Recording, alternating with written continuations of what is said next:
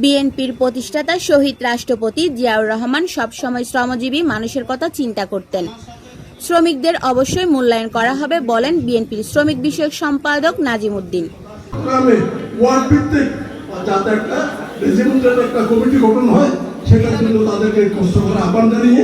বাংলাদেশ জাতীয়তাবাদী শ্রমিক দল যুব কমিটি ও চট্টগ্রাম নির্মাণ শ্রমিকদের উদ্যোগে ঈদ পূর্ণমিলনী এবং আলোচনা সভায় প্রধান অতিথির বক্তব্যে তিনি এমন মন্তব্য করেন।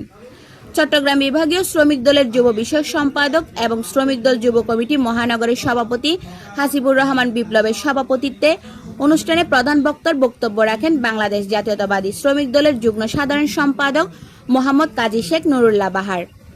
বক্তব্য রাখেন সাবেক নগর বিএনপির নেতা সাবের হোসেন।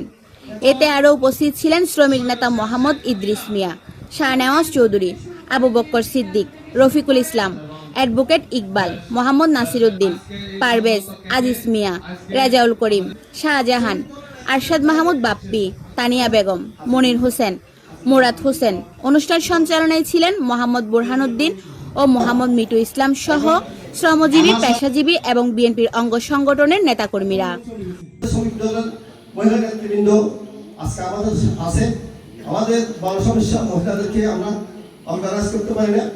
কেন্দ্র থেকে শুরু করে বিএনপি কেন্দ্র থেকে শুরু করে মহানগর ওয়ার্ড পর্যন্ত যদি চিন্তা করত তাহলে আজকে শ্রমিক দল থাকতো না। শ্রমিক দল এমনকি শুক্রবার জুমা পর্যন্ত নামাজ পড়তে পারেনি।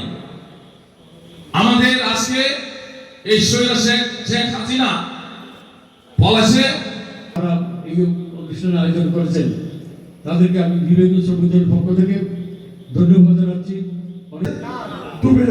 এটার জন্য রাত দিন পরিশ্রম করেছে, এক মুক্ত সে কোন রেস্ট নেয় নাই, যে কারণে এইবারে পানি খুব একটা উঠে নাই। অনুষ্ঠান শেষে শহীদ প্রেসিডেন্ট জিয়াউর রহমান এবং বেগম খালেদা জিয়া সহ সকল ব্যক্তিদের জন্য দোয়া ও মোনাজাত করা হয়।